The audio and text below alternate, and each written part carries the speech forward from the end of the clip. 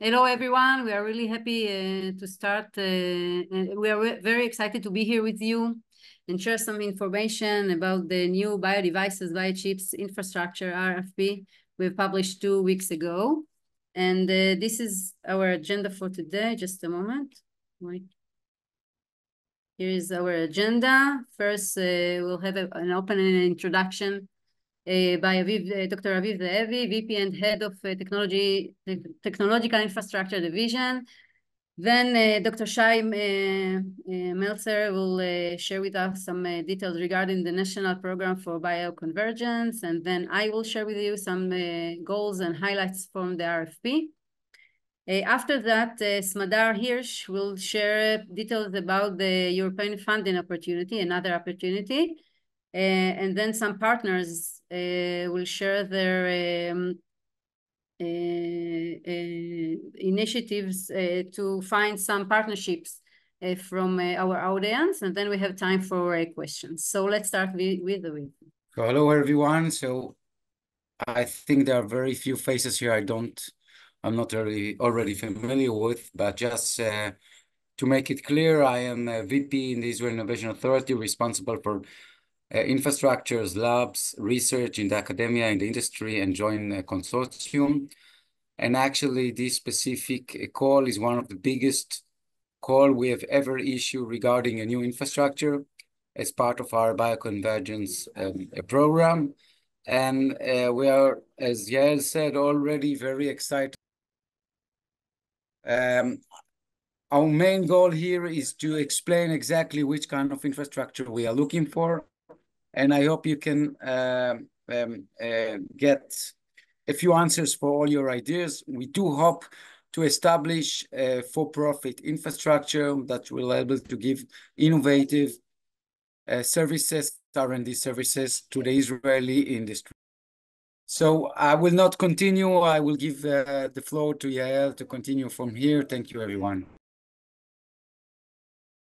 Thanks, Aviv. And now Shai will share some slides regarding the international program. Thank you, Yael. Hello, everyone. I'll just give a brief review of the National Bioconvergence Program. Share my screen. So for those who haven't met me yet or haven't met me in my new capacity, I'm the head of the National Program of Bioconvergence. And I'll just run through most of the program and get to the parts relevant to the infrastructure. Basically, when we approach a world that is warming, becoming more and more populated, and with a population that is aging, we face new challenges. And most of these challenges meet us in the realms of biology. And so a new revolutionary wave of innovation is essential. And this has been identified by many people in the ecosystem and in many, many countries.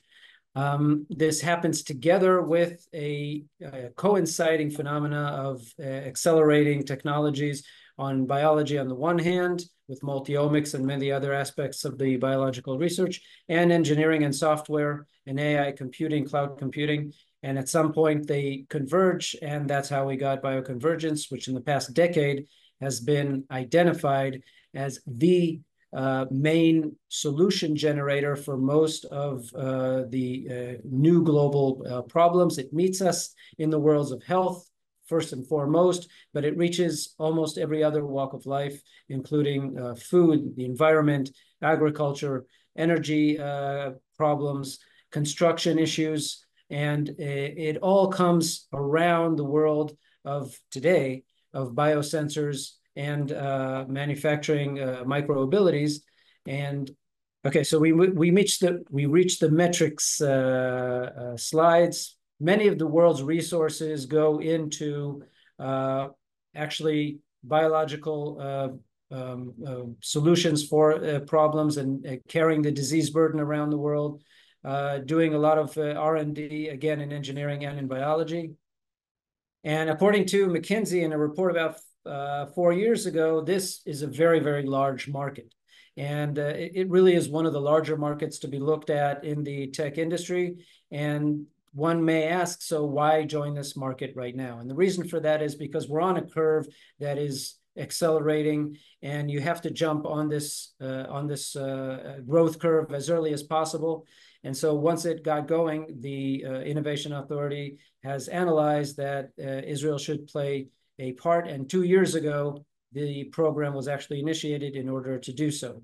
We join several other nations that have identified bioconvergence, or by other terms, bioeconomy or biointelligence, and have put major resources in not only setting up infrastructure, but also orienting the industry and its solutions towards these types of research and development.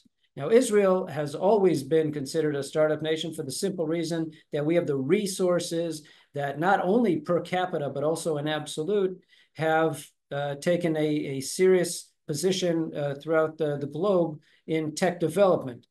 Be it academic resources, the universities have taken many top positions in startup initiations and unicorn generations.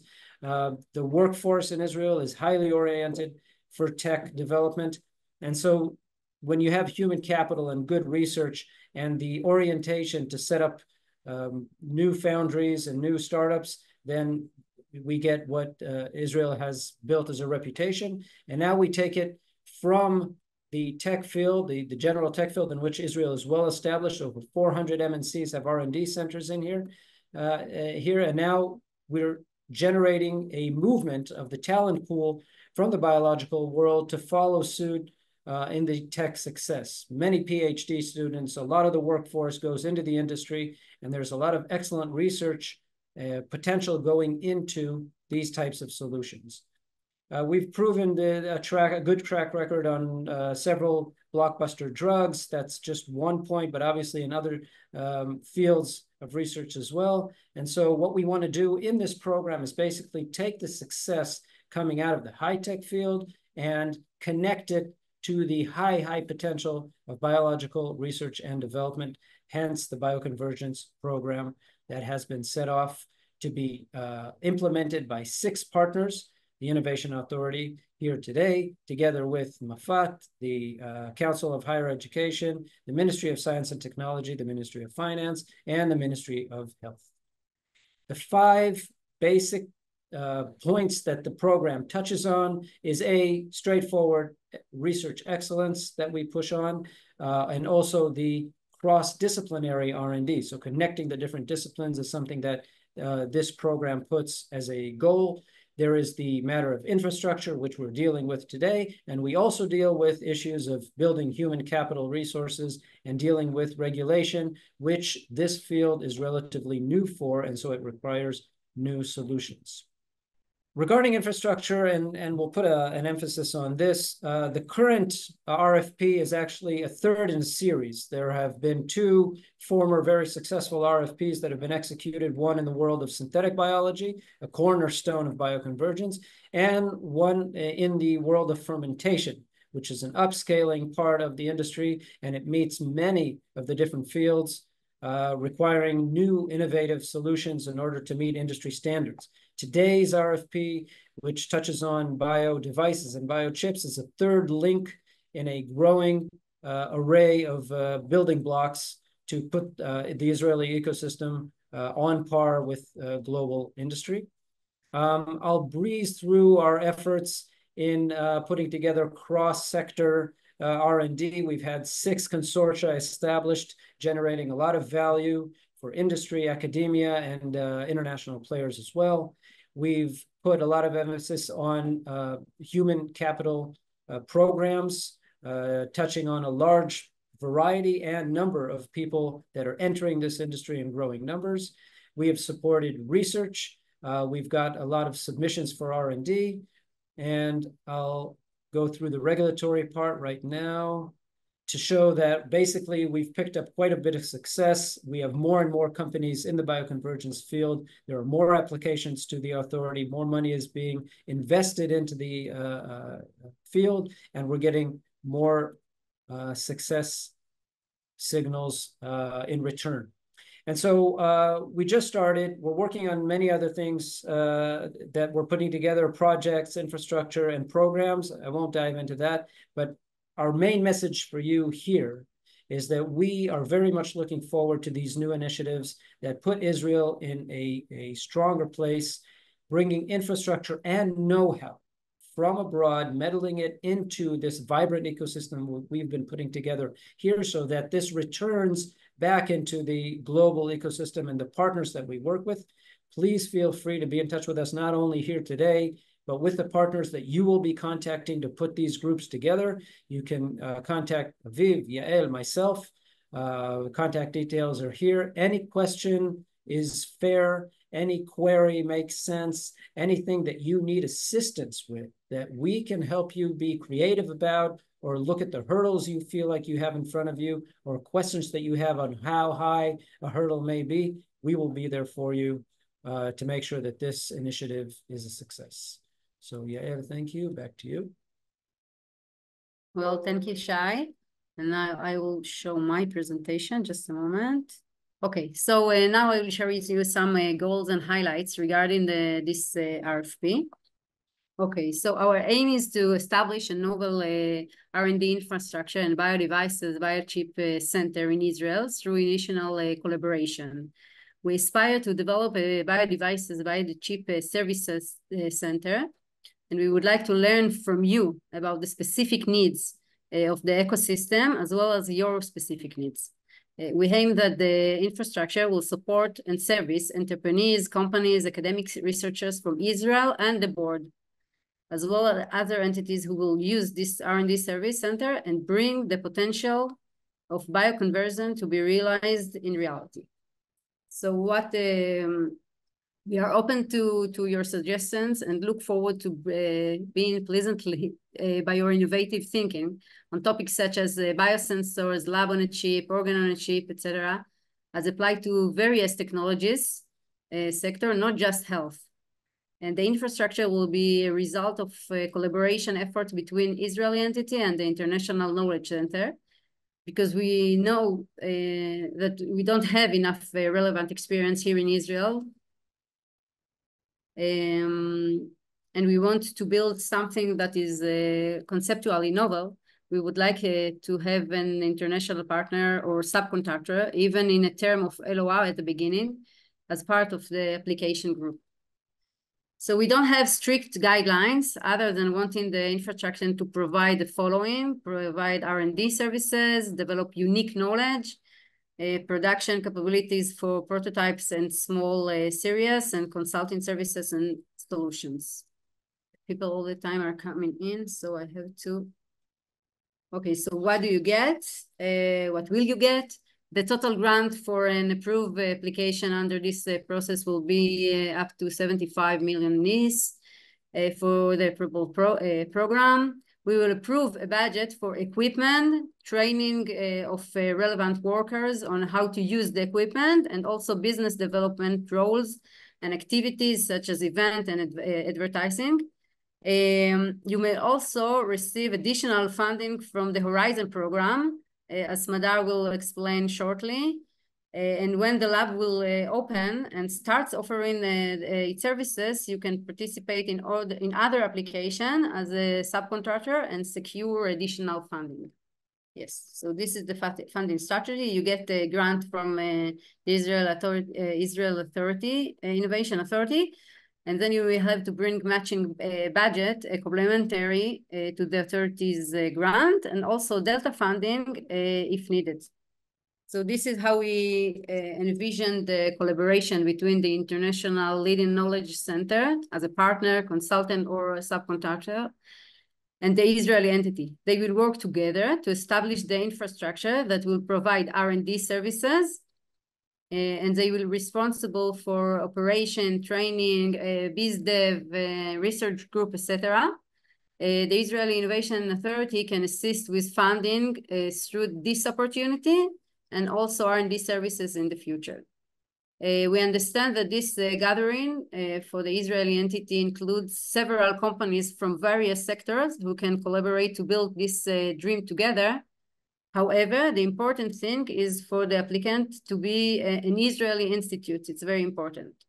And some benefits from our former experience is that you can develop your own intellectual property through this lab on one condition, that you must ensure fair play for everyone.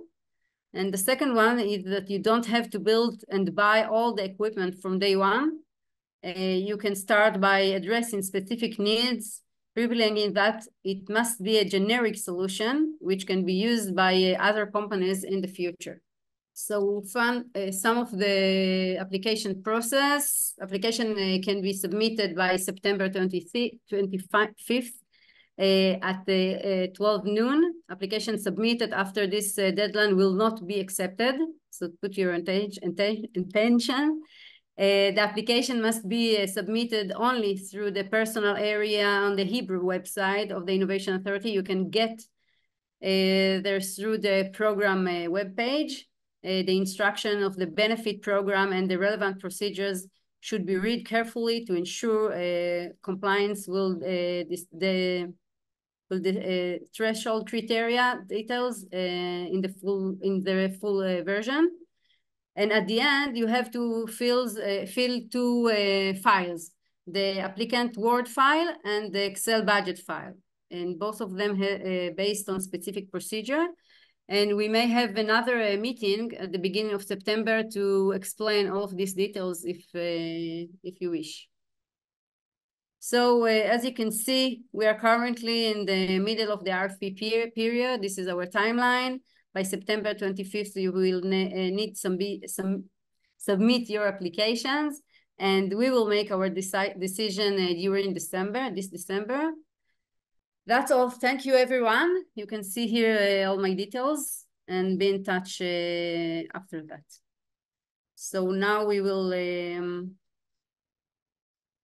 go to Smadar that will share some details regarding the European Fund opportunity. Thank you very much. Good afternoon, everyone. I hope I will share my presentation. I hope you see it well now. Okay, so my name is Madar Hirsch and I work at ISERD. ISERD is the Israel-Europe R&I Directorate operated under the Israel Innovation Authority, and we are in charge of promoting Horizon Europe in Israel and maximize the Israeli benefit from the program. Just a few slides about general information for those who don't know anything about Horizon Europe. Horizon Europe will now is a program for 7 years. We are on the 4th year now, almost on the 5th. And and the budget for this program arrives from 27 member states and 19 associated countries. All these countries are in the jargon, in the program jargon, are called Europe because of different terms that should be mentioned later on. And this is the program. As you can see, it runs from 21 to 27. It has many programs, many aspects, but we will focus on the orange frame, research infrastructure, which is 2.4 billion euros for 7 years out of the 95.5 billion euros for the entire Horizon Europe program. Research infrastructure is all about endowing Europe with world-class sustainable research infrastructures which are open and accessible to the best researchers from all over the world, not only Europe, despite the fact that it is a European program. It is done by an integrated ecosystem of world-class and accessible national, regional, and pan-European research infrastructures. It helps covering the continuum of needs from fundamental knowledge creation to technology development, and it supports the implementation of open science policies as well as European technology leaderships. The program is actually divided to 5 main destinations. I will focus only on 4 of them today. The InfraDev aims to develop, consolidate, and optimize the European research infrastructure landscapes and maintain global leadership. The InfraEOSC is all about advancing the European open science cloud ecosystem and the fair information results treatment. The InfraServe is RNI services, is research infrastructure services to support health research, accelerate the green and digital transformation, and advance frontier knowledge. And the InfraTech is all about contribute to developing the next generation of scientific infrastructure, tools, methods, and advanced digital solutions for research infrastructures. So when we talk about participating or benefiting from such infrastructure, we look at different angles. When we talk about the InfraDev, it is all about development. So if a company can help in the development or consolidate or the research infrastructure, they can participate there. The InfraEOSC, of course, when information has to be stored perfectly according to the open science, European open science rules. The infra service provides you an opportunity to benefit from services if you are a company which would like to advance some of your research. And InfraTech, actually, if you are a company which develops the next generation of instruments which needs and needed in the research infrastructure, then this is your opportunity. So you can see that many companies can participate here. There are two types of actions, the research and innovation action and the coordination and support action. When we talk about the research and innovation action, we are actually talking about research project. And you can see here that when we talk about the indicative budget, we talk about variety, I mean, a range, a very wide range, because each and every topic, by the way, these are top-down topics, meaning that the European Commission dictates exactly what they would like to see, what kind of projects, what are the next steps, etc.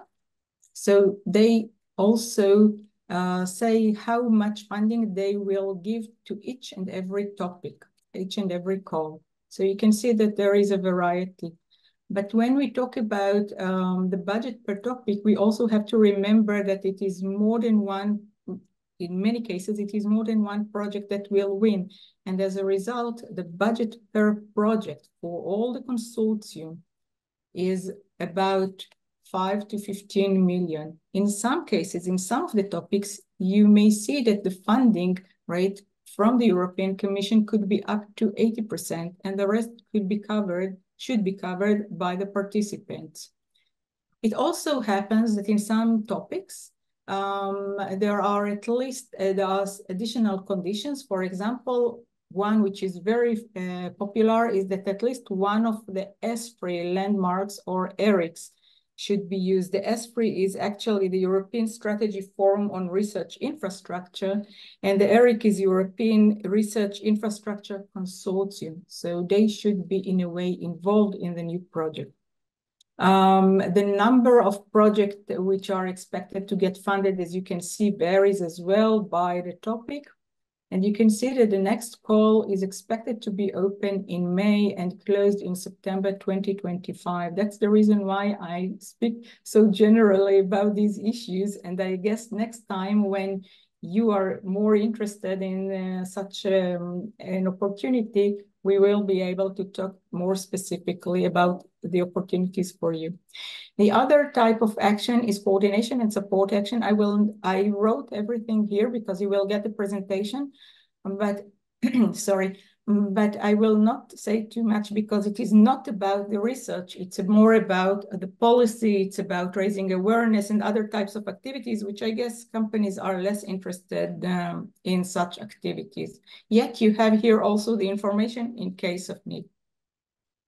I wish to thank you for your attention, and in the future, when the lab is operated and you wish, please feel free to contact me. Thank you. Thank you very much, Smadar. It was I'm happy to be here with you. And now we will go over to hear some of our partners, companies that have already decided that they want to be part of these initiatives, and they want to share some slides in order to find some cooperation or some partnerships here from the audience. So we will have here at Eran Zehavi from Adore, Dotan Levy from NVIDIA, Frank Tulik from the New York Creates, and Dr. Ishai Falik from IAI. So we will start with Eran. My name is Eran Zehavi. I'm now the CEO of Adore Diagnostics, which I will explain momentarily what we do. And in fact, I'm dealing with Bio Convergence quite many years. Since I've been many years the leader of the diagnostic development department in Israel Institute for Biological Research. It was quite funny because they brought me into this position from myself being a chemist and biophysicist, and apparently this was the idea, and some of you know me and know the work there, and we definitely did a lot of bioconvergence and still doing there. But I will talk today about Adore Diagnostics. We are doing a disruptive point-of-care platform for molecular genetic diagnostics, a syndromics multiplex platform. It is a new platform with many different technology. I would say highly bioconvergence altogether.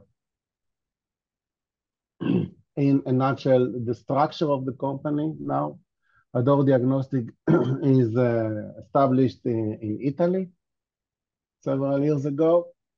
It is now registered in Cyprus, and just recently, last year, we established an Adore Diagnostic Israel. And the main goal of Adore Diagnostic Israel is to develop and to increase the diagnostic landscape in Israel. Our first project that we are wishing to start, hopefully right away, it is with Hospital Poria, or it's called Atzafon Medical Center, with Professor Avi Peretz regarding Helicobacter panel development. And what is nice about our structure, as Yael talked in her presentation, is the international connections and the international, I would say, presence. We have a big laboratory in Rome, working under what we used to be a few years ago, Serono. Now it is Adaltis, which is 100% owned by BATM, which is an Israeli company. We do have other investors from Gamida for Life, Puma Brandenburg, RFG, and others. So what we are doing? We are doing, as I said, a point-of-care system, sample to answer. And the main goal is really a new platform for detection of oligonucleotide or biomarker or anything like that you can call. And really our first application is focused on infectious disease. The idea is to be very simple, very fast, to get a sample, to put it in the cartridge, and then the cartridge into the machine to do all the biological process and the analysis and the results. And this is what we call syndromic multiplex approach. We are not targeting target by target to see what is the patient suffering of, but we are targeting the syndrome. For example, if it is a respiratory syndrome, there will be 22 different pathogens that can be causing this disease.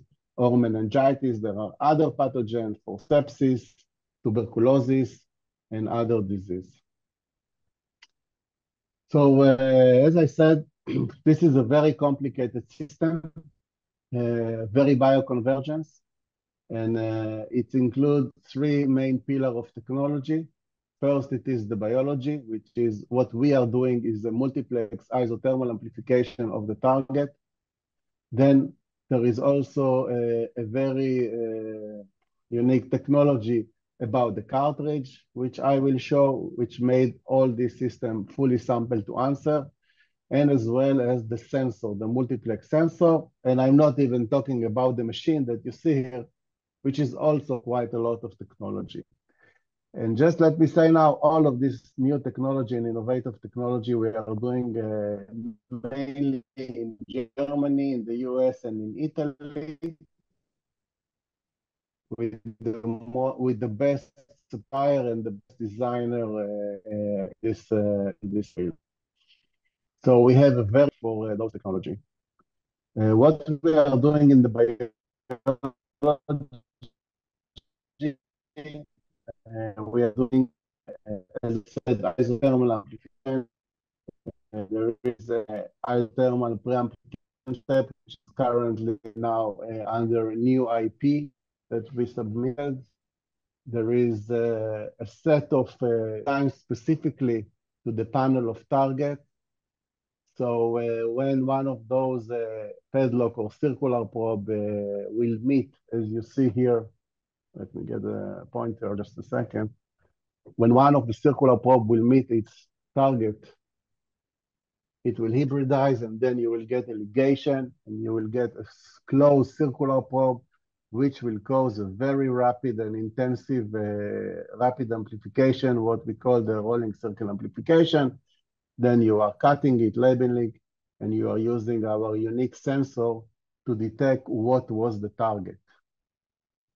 This is for the cartridges, the different panels, as I discussed just earlier, the different type of the disease or syndrome that we are dealing with and developing.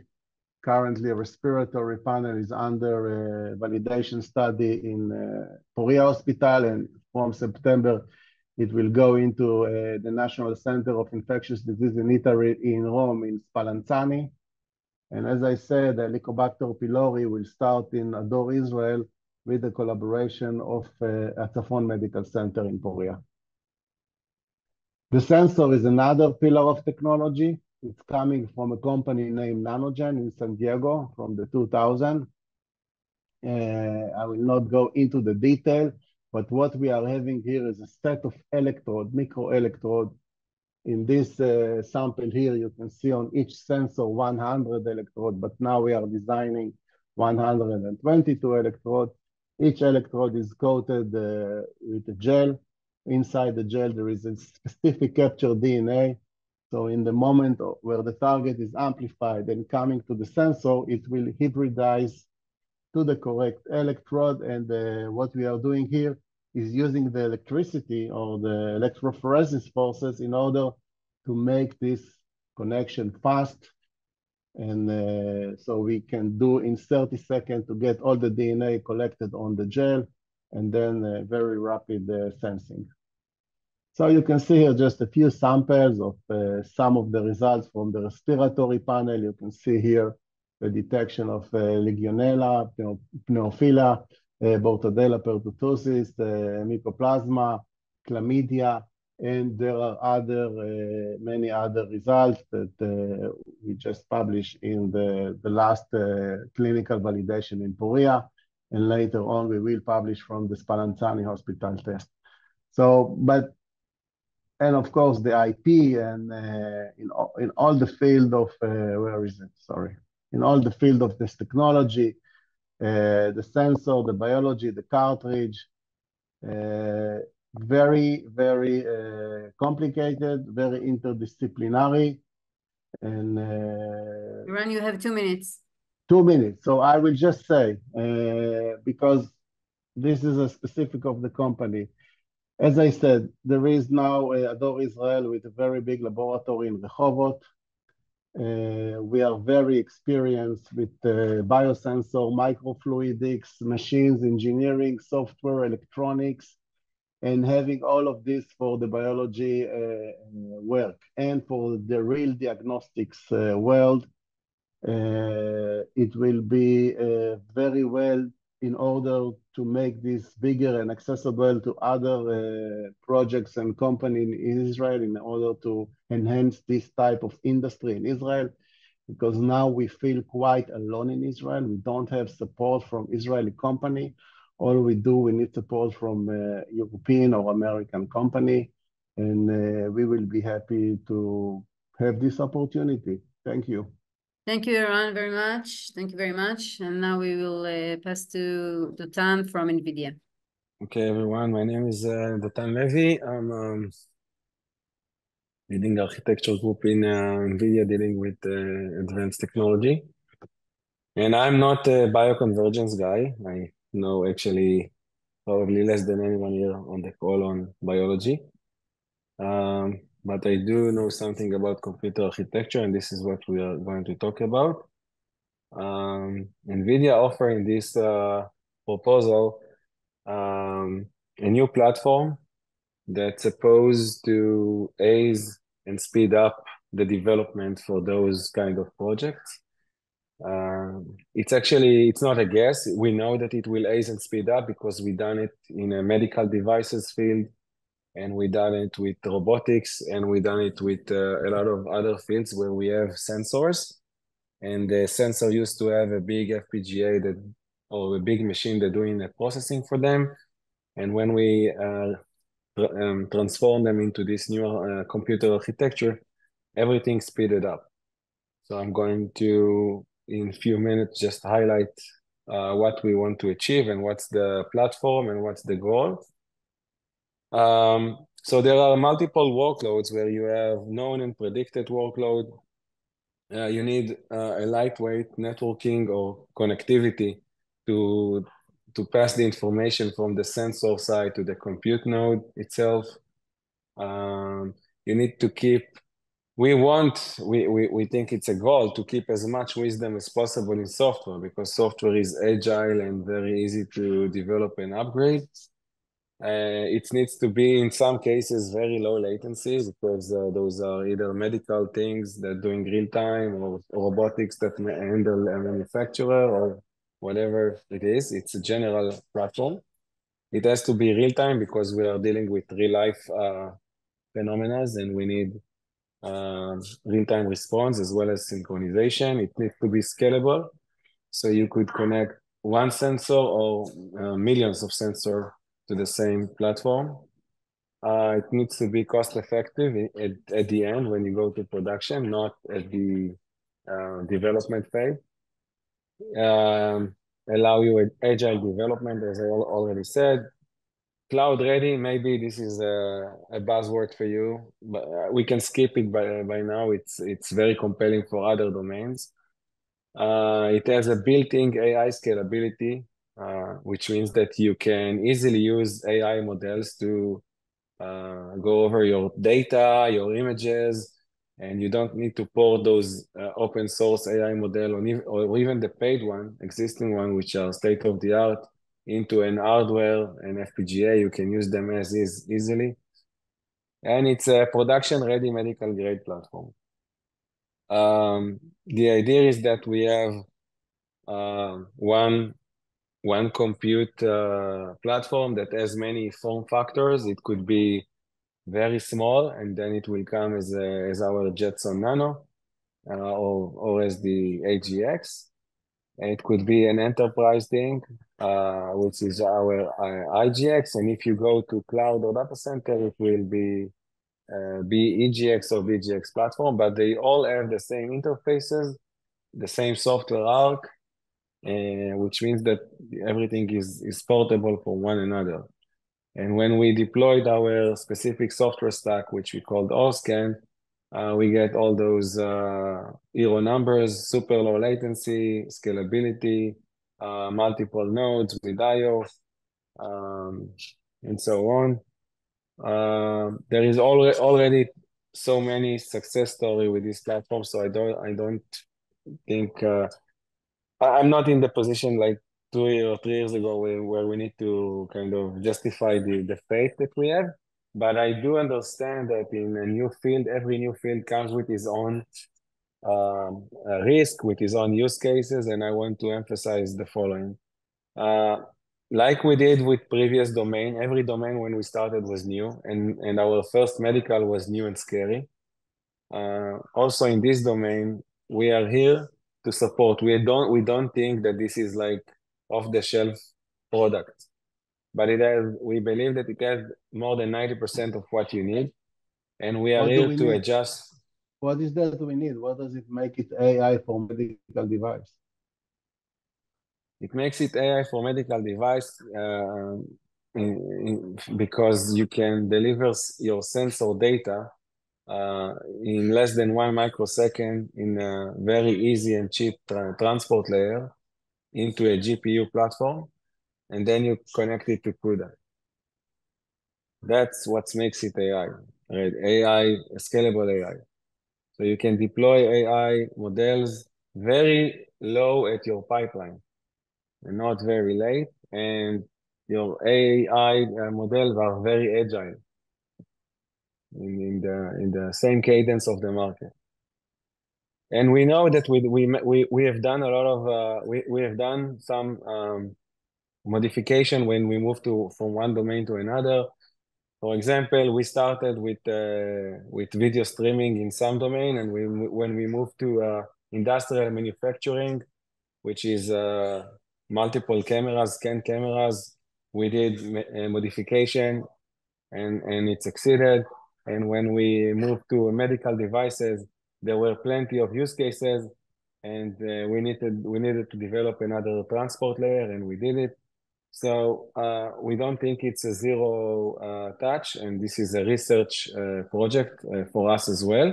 But we do think that you can save a lot of your effort by taking all this, what we call rich infrastructure, and focus on your secret sauce. What our goal is that each company that comes to this consortium will spend 90% of its time dealing with her secret sauce, with the biology, and not with integration with hardware, developing software, troubleshooting the system, scalability, finding vendors, components, and so on.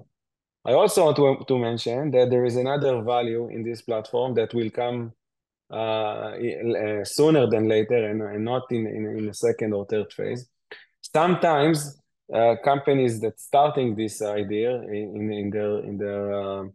they don't have their sensor yet. They just have an emulation and something like this. With this platform, you can generate simulation, so you can test your software stack even before you have sensors. And we have companies that did that. You can use synthetic data and generic AI to simulate your sensor data before you have sensors. And after that, when your sensor comes, you find out the difference between your simulation and so on, but you already tested it on something. And that, we believe, is a big speed up to production. You can parallelize things. Okay, thank you, Datan. And now we will go on to Frank Tulik from New York Creates. Hello, everyone. Hopefully you can hear me all well. Yes, we hear you. Okay, thank you for this, and also Avi, and also thank you to Yafat for this opportunity. I'm going to stop my video just to make sure I have enough bandwidth. Okay, as mentioned, we are New York Creates.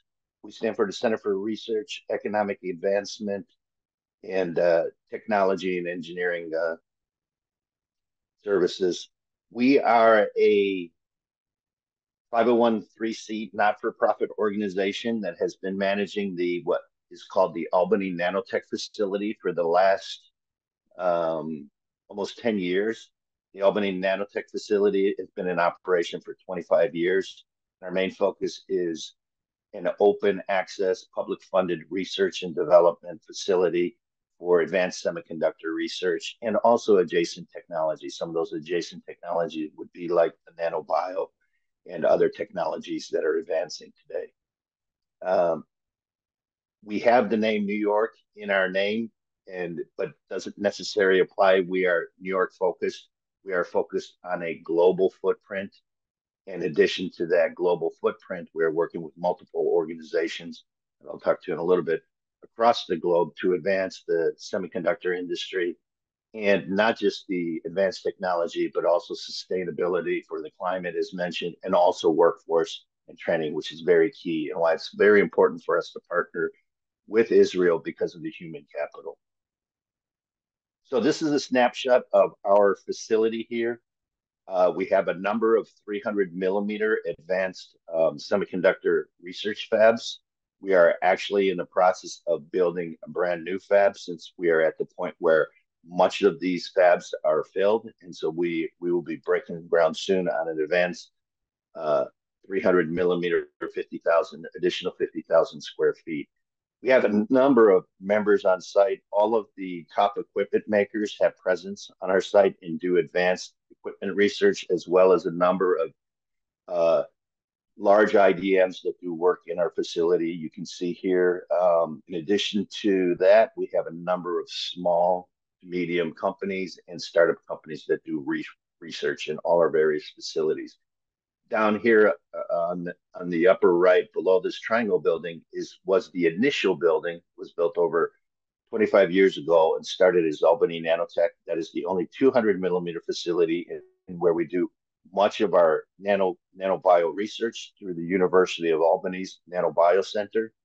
And so they will play a large part in providing these types of service. They have an established ecosystem, which is amazing. They partner with not just us, where we are kind of the end prototyping for the advanced chips, but they also have an ecosystem of connections with various universities and their labs, not just in New York State, across the country, in addition to across the globe. So as mentioned, we are focusing heavily on advanced research in our facility and connecting with a number of the research institutes, universities, and institutes across the globe, because not just one research organization like ourselves can do it all. It requires a partnership amongst a number of leading universities to be able to generate the technologies of the future. So we've realized this is just a snapshot of one of our most recent announcements. So there are a number of dignitaries here, our president, the governor of New York, the head of the US Senate, announced over $10 billion to advance that fab you see there, and also some of the most advanced patterning technology that will be coming in the initial 2026 timeframe.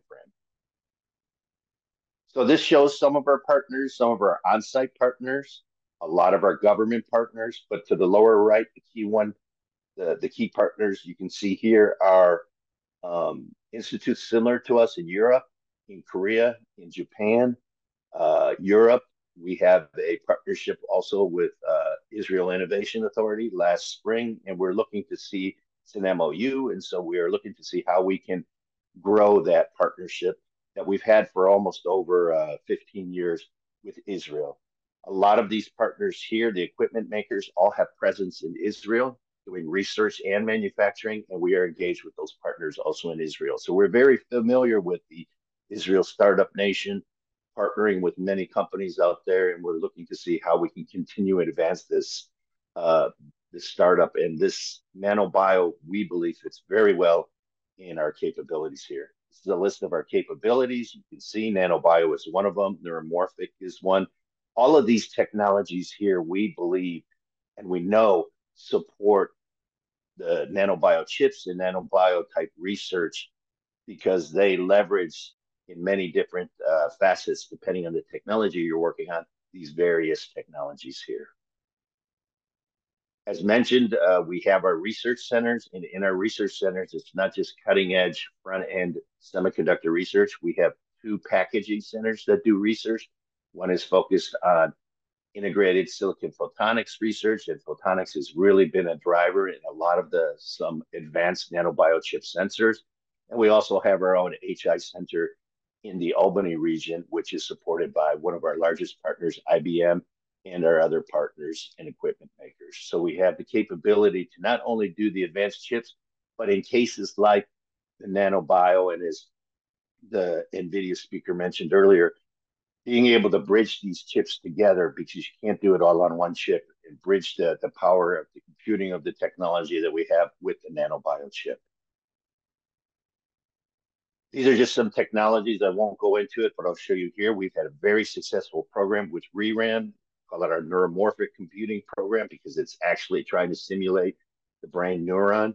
We've been doing this for over 10 years. We've had significant funding from the government and the military, and we continue to do this research. This research started in that small 200 millimeter fab in Albany Nanotech with our professors there, and eventually scaled it into 300 millimeters. So we're very familiar with taking that initial concept, scaling it from a smaller fab, and then into a commercial type product in our facility. We do superconducting and quantum computing. There is some components to that could tie into nanobio. And also, as mentioned, we do integrated photonics. And the photonics, a lot of the COVID sensors and the nanobio sensors were developed in our facility, but initially scaled from multiple companies and research institutes at universities. So as mentioned, we're very good at taking the technology and building it because of our advanced tool set and our advanced partners, but also understanding how to scale from those smaller type wafers or technologies and such into a very advanced fab, providing a much more performance and a lower cost of ownership and eventually lower cost to the consumer. I mentioned the patterning. We have advanced patterning, but we have also patterning that goes from very simple patterning to the most advanced. And this is the key to, I think, allowing many of our partners to do various types of node technology research, not necessarily requiring the most advanced, but giving these companies the opportunity to create those technologies. And this is my last slide. One of the things we've been developing over the years is engagement models. We know that some companies have certain amount of investment based on their scale, and other ones have much larger. Depending on where they're at and where their technology is at and where their scale is, we have very simple project size and business engagements to very complex ones. And based on these companies and the discussions we have with them, we can figure out where you fit. And then the nice thing about the programs, as you grow and you're learning to use the technology resources we have, you can move up as you're scaling your technology eventually toward commercialization. Yes, we will go over to Ishai Falik from IAI. Okay, so good afternoon, everybody. I'd like to thank Yael, Shai, and Aviv for having us, and also to Ran and Frank and Dotan for bringing up the issue of how many companies and which kind of collaborations could be established here. The IAI is an Israeli corporate, about 15,000 employees, about 6,500 engineers. We're doing all sorts of stuff, but basically we have capabilities, industrial capabilities, and we sell stuff in multi-billions. Yeah, NVIDIA is here, so it's a little bigger than us, but it's, it's the largest company today in the world. So we're happy to have you here as maybe design partners and partners for this future of R&D center. What we would like to have here is a center that will lead part of the initiatives in Israel and hopefully also for companies in the world that would come to our R&D center, and they will get what they need from our personnel and the equipment that we will eventually acquire. But in the end, we believe that there is a lot of good that can be done through biodevices based on biochips. Today, the IAI is the leading company in the Israeli Innovation Authority Biochip Consortium. So we already have some notion of where it could lead. And we're looking for collaborations here. So if anybody is interested and have good ideas, part of partners already that we already have maybe established some kind of idea with some of the current people around the table here, So we would definitely love to do that. I will leave my email and the contact address in the chat. So, and also Yael will have my details. So wish everybody great success in this, and hopefully we could play a key role in this R&D center. So thank you. Thank you, Yishai. So we are now moving on to Q&A. So if there anyone who want to ask some of us any question, also in Hebrew, you can do it. אני אשמח לשאול שאלה. קיים נתונים של הרשות למה הדרישה של השוק ואיפה היא בדיוק, איך היא בדיוק מתבטאת מבחינת הצרכים של ה-R&D? So I'll repeat it. I'll repeat the question in English. Okay, thank you. There was a question about the market demand regarding products that might come out of this foundry. So the first answer to that is the market is very large and diverse. So there is not one answer to that. We are very much aware that different groups may propose to set up R&D labs that are not necessarily the same. So different interest groups or potential groups that have different strengths and abilities will naturally propose to focus on different types of devices and chips. And at least as a starting point, we would take that as a given. But once analyzing those, we would be looking at the adaptation between what is proposed to focus on in the lab and the markets they go after. Having said that, when analyzing the size of the market, which is adapt to the specific lab proposed to be established, take into account that the market you're looking at is not the Israeli market. You are not just looking to see what type of demand we would find in Israeli R&D organizations, startups, SMEs, etc., that would require services from this R&D lab, but look in at least in a pan-European scope, for the simple reason that one of the things dialed into this RFP is the ability of the established lab to supply services to overseas customers, not just in Europe, but being practical, to overseas clientele. Obviously, this is not the scope of the lab. It's not the main purpose of establishing the lab in Israel. We are seeking to have more Israeli R&D teams getting the high-end services that today are a little more challenging to obtain, but you are going to be able to render services overseas. We would see it as an opportunity for the R&D lab to acquire more skills, to set up their not only physical, but human capital abilities in the lab to be higher end. Okay, so when you analyze the market you're going after, you don't have to just focus on Israel alone. I'll take this opportunity to answer a question that came into the chat regarding the amount being granted in this RFP. So 75 million shekel is the maximum amount to be paid in this proposal, okay? That is the maximum amount paid, which could be up to 66% of a total budget summing out to be 113 million shekels. So when you take a look at your overall budget, obviously, there's no objection that any of the groups would invest more than 113 million shekel into this establishment, but an authorized budget would be up to that amount, payable of up to 66%, summing into 75 million shekel paid as a maximum. Okay, just to get straight on that. Any other questions? I hope I answered your question. Okay, well, thank you, everyone. We will send all the presentation and the recording of this meeting for everyone, and we will really hope to see you all after. Thank you very much for your participation. Thank you. Bye-bye.